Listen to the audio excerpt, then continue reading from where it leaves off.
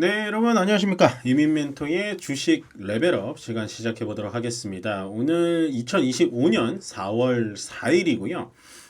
우리나라 자체적으로 이벤트, 정말로 큰 이벤트가 있었던 날이었고, 그 전에 미국 시장은 코로나급 사태 정도로 급락이 나왔던 시장이었다라고 생각을 해주시면 됩니다. 보시면요.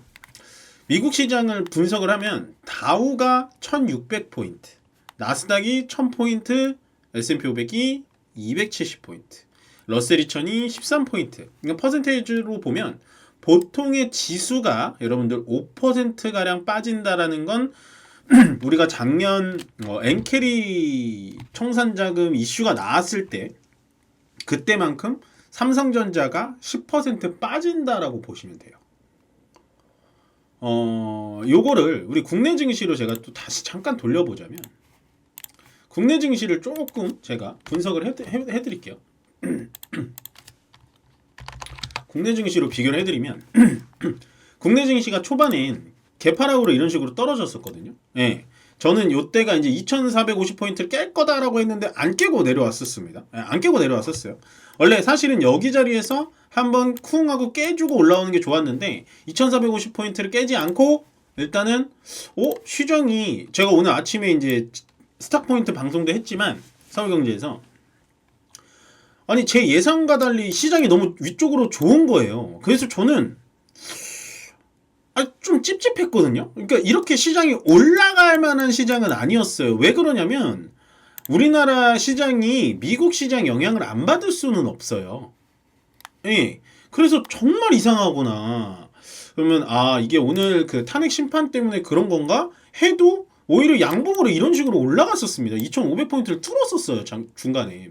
그래서 계속 이상하다 했는데 딱 보시면 이 11시 기점 11시에 딱 발표가 시작이 됐고 한 11시 한 30분, 20분 정도의 결말이 딱 났잖아요. 딱 나자마자 증시가 정상화가 된 겁니다. 그러니까 증시가 떨어져서 안 좋은 게 아니라요. 증시가 정상화가 돼서 다시 올라간 거예요. 그러니까 되게 좋은 거라고요, 여러분. 코스닥도 보면 이게 올라가 있던 게 이상했어요. 이게 저는 좀 계속 이상했거든요. 아니 왜 이렇게 올라가지? 특히나 코스닥 왜 이렇게 세지? 아니 오늘 빅 이벤트가 있는데 오히려 떨어져서 진진진진 흘러다가 이렇게 올라가는 것도 아니고 계속 시작부터 올라가니까 좀 불안했는데 마찬가지로 이것도 탄핵 선고가 나는 한 20분 30분 사이부터 장이 꾸르르르 미끄러졌어요. 그러다가 2시가 지나고 나서 올라간다. 이런 식으로. 요게 정치적 리스크의 해석입니다. 근데 핵심적인 건 뭐냐? 미국 시장이 이런 식으로 4%, 나스닥이 완전 꼬꾸라진 상태인데도 우리나라 시장이 이 정도로 한다는 건 굉장히 잘 버텨주고 있다. 저는 굉장히 좋은 시그널이라고 보여지고요. 그 다음에 제가 이게 굉장히 좋은 시그널이다라고 말씀드리고 싶은 게 바로 이겁니다. 원달러 환율. 아침에 저는 지수를 보지 않았고 지수는 약간은 좀 찝찝했어요. 왜 지수가 올라가지? 정말 제 머릿속으로는 이해가 안 갔거든요. 제 상식으로는. 근데 환율을 보니까 이해가 갔어요. 환율이 아침부터 개파락으로 떨어졌습니다. 보이시죠? 그러다가 환율이 다시 올라가지 않고 계속해서 밑으로 이런 식으로 이제 잘못 봤네요. 환율이 요거 보시면 돼요. 환율이 시작하자마자 이런 식으로 떨어졌어요. 이렇게. 요거 야간 시장 빼고 이런 식으로 떨어졌습니다. 이렇게. 그래서 이때 이제 코스피 지수를 비교하면 코스피 지수가 이렇게 올라갔잖아요. 그래서 환율이 떨어지는 거에 비해서 코스피 지수가 너무 오버하는데 생각을 했어요. 그러다가 요 시간 딱 11시 20분 되는 요 시간에 코스피가 올라가 있던 게 쭉 빠졌잖아요. 근데 환율도 살짝 반등하는 척 하더니 빠지더라고요. 그래서 이때 느꼈죠. 추가 매수해야 되겠구나. 더 떨어져라. 굉장히 이 포인트가 중요합니다, 여러분들. 좀 집중해서 들어보셔야 돼요. 자, 이 기점. 오늘 11시 판결이 나고 난 기점부터 지금 환율이 빠졌죠. 1430원까지 내려왔습니다. 일봉으로 보자면요. 이 1430원 자리를 깨고 내려와 주는 게 중요했거든요. 1440원 자리를. 예, 왜냐면 1440원짜리가 바로 요 자리입니다. 딱 요 자리. 요 자리에서 우리가 살짝 내려왔다가 다시 올라가고 내려왔다 다시 올라가고 깨지 않고 올라갔었는데 이거를 어저께 큰 음봉, 오늘 큰 음봉으로 이렇게 빠져준다면 환율은 앞으로 정상화될 가능성이 높아요. 좀 욕심을 내자면 1,400원을 깨고 1,390원까지 내려갈 확률이 높습니다. 네. 그러니까 환율에 대해서는 정치적 리스크 때문에 많이 올라가 있던 게 팩트라는 거죠.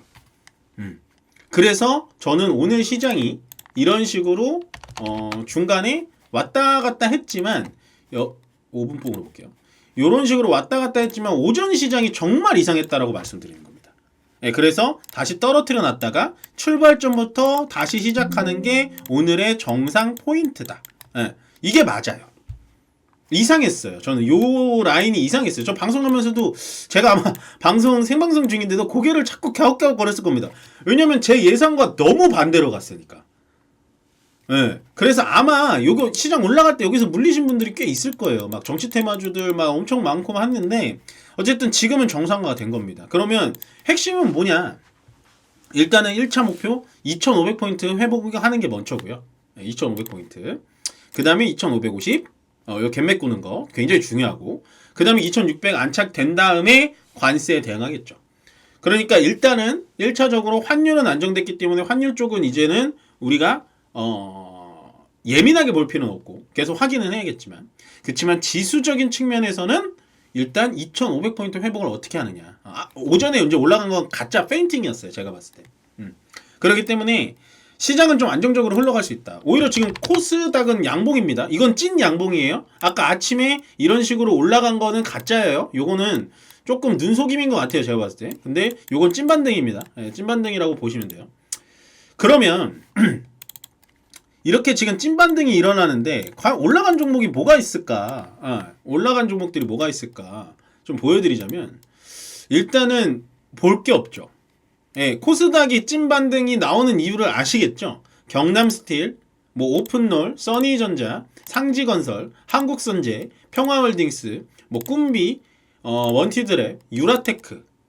물론 여기서 지금 정치 테마주는 경남스틸, 뭐 상지건설, 한국선제, 평화홀딩스고 정책주라는 게 있어요. 정치 테마주 말고 정책. 뭐 예를 들어 지역화폐라든지 아니면은 뭐 출산율 아니면 일자리 뭐 그런 것들은 이제 뭐 오픈롤 뭐 꿈비 그다음에 크라우드웍스 크라우드웍스 말고 뭐 저기 뭐야 원티드랩 이런 것들을 보면 되는데 이런 것들이 다 이제 코스닥에 포진돼 있다 보니까 양봉으로 좀 흘러나오는 거다 보시면 되고 요거는 그래서 오늘 올라간 종목들은 큰 의미는 없어요. 그럼 우리 뭘 봐야 되냐? 시가총액 코스피 200 중에 올라간 종목들 코스피 200 중에 어떤 것들이 오늘 시장을 좀 받쳐주느냐를 봐야 되거든요. 어떤 것들이 받쳐줄까요? 네, 신세계 13%, 네, 롯데쇼핑 9%, 호텔신라 7%, 대한통운 7%, 편의점주 7% 6%, 이마트 6%, 그 다음에 여기까지. 뭔지 아시겠죠? 신세계가 관세에 피해가 있을까요? 내수가 100%인데 롯데쇼핑 관세 피해 있을까요? 그 다음에 호텔신라 제외하고 대한통운 물론 수출도 하지만 그래도 내수에 택배를 꽉 잡고 있고 GS리테일, BJF 리테일 마찬가지입니다. 내수에 100% 쌓여있는 물론 뭐 울란바토르라든지 해외도 진출을 하지만 이마트까지. 그러니까 관세로 시작해서 관세를 끝난 하루다라고 보시면 됩니다. 앞으로 시장은 어떻게 봐야 되냐면 이제는 관세 리스크가 끝났어요. 그러니까 관세는 앞으로 해결해야 될 숙제입니다. 어떻게 협의를 봐야 되는지, 어떻게 트럼프와 뭐 이견을 좁힐 건지 그거고 정치적 리스크는 끝난 거예요.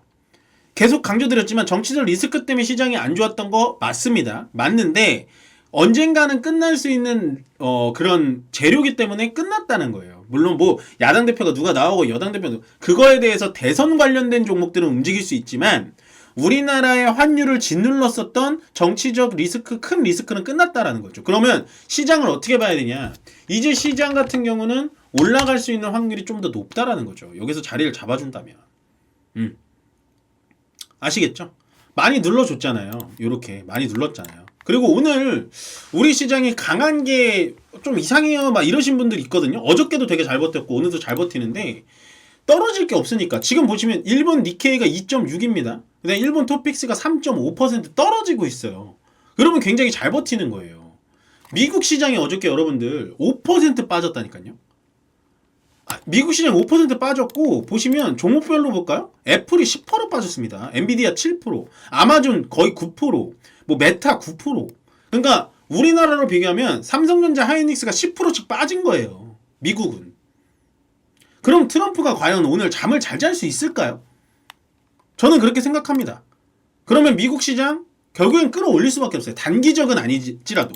그럼 우리나라 시장 지금 이 자리에서 버텨준다면 위쪽으로 이제 올라갈 수 있겠죠. 오늘 제가 봤을 때는 충분히 바닥이 온 것 같습니다. 요 타이밍일 때는 추가 매수 타이밍 잡아도 돼요. 2,500 밑에서는 추가 매수 잡으시라니까요. 제가 아침 스탁포인트 방송에서도 여러분들 많이 강조 드렸어요. 오전 11시까지는 지켜봐라. 저는 가짜 반등이라고 생각해서 그렇게 얘기 드렸던 거고, 11시 지났잖아요. 충분히 공격적인 매수가 가능하다. 그렇게 생각합니다. 물론 한 가지 좀 아쉬운 건 외국인들의 어디 갔나요? 외국인들의 매도세가 좀 짙다라는 거죠. 예. 근데 또 한편으로 긍정적인 건 연기금도 오늘 2천억을 들어오고 있다. 그러니까 연기금의 특징이 뭐냐면 지금 지수보다 더 빠지겠냐라는 거예요. 시장을 지켜주는 매수 포인트가 아니라 대형주들이 너무 박앤세일이니까 무조건 가겠다. 이렇게 생각하는 거고, 연기금들이 사모으는 거를 마지막으로 좀 보여드릴까요? 삼성전자. 예. 삼성전자, 뭐 SK 하이닉스 이런 것들 사거든요. 예. 이런 것들 보시면 됩니다. 그래서 오늘 코스피 200에서는 내수 관련된 종목들이 전체적으로 시장을 이끌었습니다. 이끌었고 2차전지주들이 시장을 좀 이끌긴 했는데, 뭐 2차전지 종목이 이렇게 올라간다고 해서 큰 의미가 있을까라는 생각을 해요. 저는 의미는 없다고 보여져요. 의미는 없다고 보여지고, 그럼 오늘 코스피 200 종목 중에 많이 떨어진 애들, 두산, 하나비전, 뭐 SK 하이닉스가 좀 낙폭이 크죠? 당연한 거죠. 엔비디아가 떨어졌으니까. 오히려 기회로 보시면 좋을 것 같고, 거기서 이제 자동차 관련된 종목들도 오늘 좀 낙폭이 큽니다. 예, 자동차, 기계 뭐 이런 거. 그다음에 삼성전자 당연히 떨어질 수밖에 없죠. 예, 왜냐면 미국의 필라델피아 반도체가 5% 떨어졌으니까. 그러니까 오늘 시장 떨어진 거는 뭐다, 여러분들? 예, 굉장히 센 겁니다, 우리 시장이. 왜냐면 하이닉스가 여러분들 7% 빠졌어요 지금. 네, 삼성전자가 3% 가까이 빠졌고, 그러면 우리나라 지수 보통 못해도 2%는 빠졌어야 돼요. 근데 지금 엄청 잘 지켜주고 있잖아요. 오히려 양봉이잖아요 지금. 양봉이에요, 양봉. 네, 양봉으로 보여주고 있잖아요. 코스닥이야 뭐 정치 테마주가 좀 엮여 있으니까 이해하시겠죠? 그래서 저는 이 포인트는 굉장히 좋은 것 같아요. 2,500 이하 이 포인트에서는 충분히 살만한 종목들 골라 잡으셔도 된다. 네, 충분한 박앤세일이고 좀 편하게 매수하셔도 된다. 그 이유는 일단 하단 충분히 지지가 돼 있고요. 거기다가 오늘 이 두 번의 음봉 큰 거 이거 보시면 여기 한번 여기 한번 이 원달러 환율이 쭈르륵 이런 식으로 떨어진다라는 건 우리나라 시장 올라갈 수 있는 가능성이 충분히 높다라고 생각하면서 주말에 너무 이렇게 피곤하게 주식 생각하지 마시고요. 월요일날 제가 레벨업 시간에 다시 한번 또 짚어드릴 테니까 오늘은 여기서 마무리 짓도록 하겠습니다. 고맙습니다.